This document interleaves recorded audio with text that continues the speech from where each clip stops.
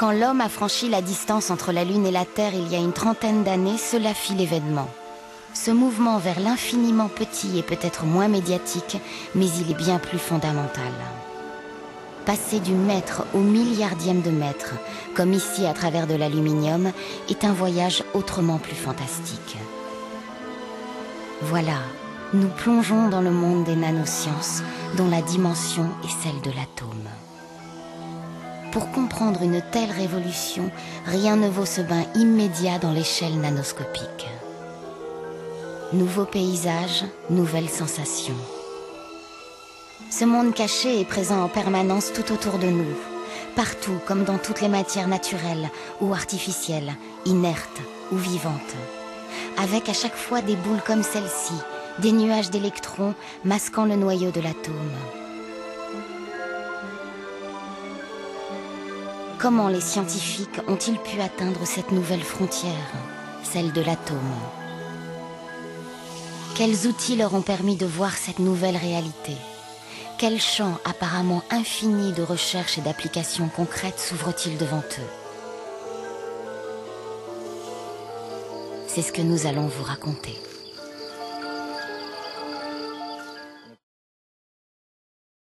La science se tourne aujourd'hui vers de nouveaux secteurs de la réalité et des dimensions jusque-là inconnues. Avec cette nouvelle approche scientifique, des réponses longtemps cherchées au mystère de l'univers sont maintenant connues. Thomas Burdeen travaille dans ce domaine de la science et il a actuellement concentré ses recherches sur la gravité biologique, une nouvelle biophysique. Thomas Burdeen, scientifique. La majeure partie ou une portion significative du public a au moins eu des expériences peu communes dans la vie. Dans tous les domaines, expériences de contact, expériences paranormales, expériences parapsychologiques, tout ce qu'on peut imaginer, expériences religieuses, mystiques et ainsi de suite. Une part du public est bien sûr simplement curieuse de ces choses et n'a pas eu d'expérience à proprement parler. Pour expliquer la chose à laquelle vous êtes confronté quand vous avez une telle expérience, j'utilise l'analogie des 5 aveugles et de l'éléphant. On nous a inculqué et enseigné depuis notre prime enfance que la réalité est unique, qu'elle est d'une seule pièce, comme un univers mécanique, qu'elle fonctionne comme une horloge. On la remonte et ensuite elle va dans un certain sens. Tout est mécanique, robotisé, mais ce n'est pas vrai. Elle est aussi malléable que possible et le travail de Whittaker montre que vous pouvez la construire et en faire ce que vous voulez, un paradis ou un enfer. En fait, la chose avec laquelle nous traitons, c'est un univers avec beaucoup plus de dimensions. Ce que nous avons, en fait, c'est une réalité hyperdimensionnelle. Il y a plus de dimensions que celles que nous voyons normalement dans un coin, longueur, largeur, hauteur. Il existe vraiment des dimensions cachées que nous ne pouvons voir, et la physique moderne a pour tâche de représenter ces dimensions pour des théories diverses. La mécanique quantique sert à décrire le comportement de la matière au niveau de l'infiniment petit. Nous nous représentons les atomes sous forme de boules. En fait, un atome est composé d'un noyau, jusqu'ici pas de surprise, entouré d'un certain nombre d'électrons qui gravitent autour de lui sans qu'aucun scientifique ne puisse prédire avec certitude l'endroit où ces électrons passeraient à un moment donné. Des électrons libres, quoi. En fait, l'électron ne tourne pas autour du noyau sur une trajectoire donnée comme un satellite autour d'une planète. Et comme il peut être à n'importe quel endroit, à n'importe quel moment, il est partout à la fois, formant ainsi un nuage d'électrons autour du noyau, c'est-à-dire une boule. C'est une des observations fondamentales de la physique quantique. Quelquefois, il arrive qu'un électron puisse s'éloigner plus qu'à son habitude de son noyau. Et comme à cette échelle, il y a forcément un autre atome pas loin, quelquefois il arrive que l'électron se retrouve attiré par le nuage d'électrons de cet autre atome. Comme s'il avait franchi la barrière qui le confinait autour de son noyau. C'est ce passage de l'électron qui est appelé effet tunnel. Si tu as un espace vide auquel on applique un potentiel entre la pointe et l'échantillon, en principe, il n'y a pas de courant, à moins que le courant n'apparaisse à l'approche de la pointe de l'échantillon, de manière à pouvoir obtenir un échange entre l'échantillon et la pointe. Alors se produit un effet tunnel qui dépend de la distance entre les deux. Ceci est un phénomène uniquement de mécanique quantique. Mais ce que nous pouvons voir ou détecter n'est que 4% de l'univers. Le reste est fait de matière sombre et énergie sombre.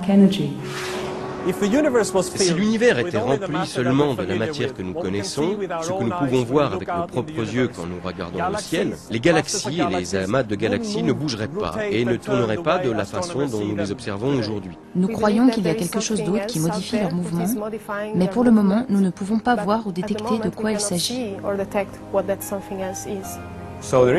Il y a une théorie qui pourrait expliquer la matière noire, c'est la supersymétrie. Selon cette théorie, pour chaque particule que nous voyons, il y a une autre particule appelée son partenaire supersymétrique, car l'une de ces particules supersymétriques pourrait bien être la particule dont consiste la matière noire. Si ces particules supersymétriques existent, les expériences Atlas et CMS les trouveront. Mais la matière sombre n'est pas la seule chose que nous ne comprenons pas. La matière et l'antimatière furent créées en quantité égale à la naissance de l'univers. Mais nous savons aussi que quand la matière et l'antimatière se rencontrent, elles s'annihilent, elles se détruisent et disparaissent en pure énergie. Le détecteur LHCb est un instrument de précision qui nous aidera à découvrir la vraie nature de ce mécanisme. L'idée dans l'expérience ALICE est d'utiliser le LHC pour recréer des conditions de haute température similaires à celles qui se sont produites dans les premiers instants de vie de l'univers. Ceci devrait nous permettre de recréer des petites gouttes de cette matière primordiale pour pouvoir en étudier les propriétés.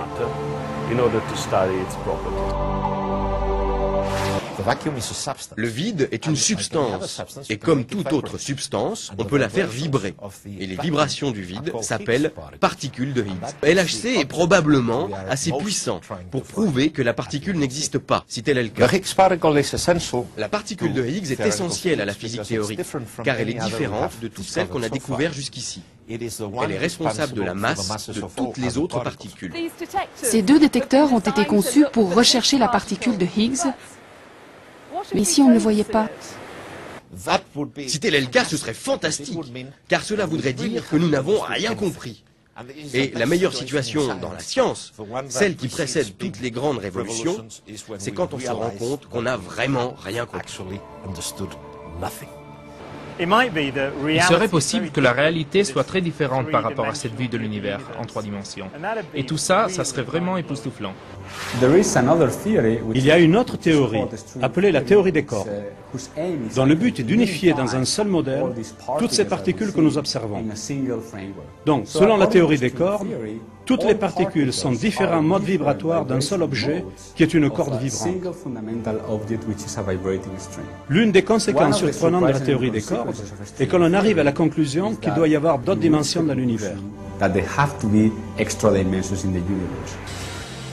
Si le LHC a la chance de pénétrer avec sa grande énergie dans ces points qui contiennent d'autres dimensions, un tout nouvel horizon de découverte s'ouvrira.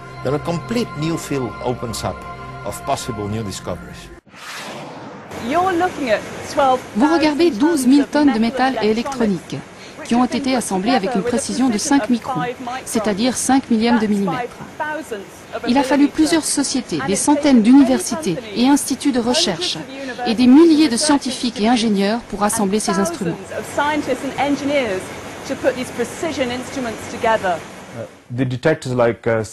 Les détecteurs de CMS et Atlas représentent probablement les instruments les plus complexes que la science n'ait jamais conçus.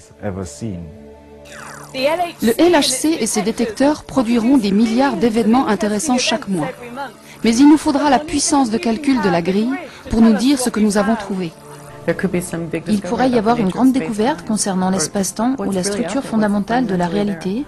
On pourrait créer une série complète de nouvelles particules. On pourrait faire des trous de verre, qui sont des petits trous dans l'espace-temps, qui permettent le passage d'un point à un autre dans l'espace et dans le temps. La vie est abondante dans le cosmos. C'est du moins ce que je crois. Par exemple, dans la mécanique quantique. La vision moderne du vide, c'est que, à l'intérieur de ce que nous pensons être le néant, il apparaît constamment une petite particule, une petite forme, un groupe de particules. et qu'ensuite elles disparaissent presque instantanément si vite que nous ne pouvons ni les capturer ni les mesurer. Mais elles existent vraiment. Nous avons des expériences qui le prouvent. Et elles apparaissent et disparaissent continuellement, et cela à un rythme incroyable. Et n'importe quelle forme que vous puissiez imaginer apparaît de temps en temps dans ce vide. N'importe quel être vivant, n'importe quelle molécule de matière, n'importe quel atome d'or, une automobile, n'importe quoi, un être vivant, un animal, apparaît là à un certain rythme, une certaine fréquence. Et donc ce que nous avons, ce sont des choses appelées images fantômes. Et si nous regardons bien, c'est un domaine dans lequel la plupart des physiciens quantiques sont très mal à l'aise. Mais pourtant, c'est vrai.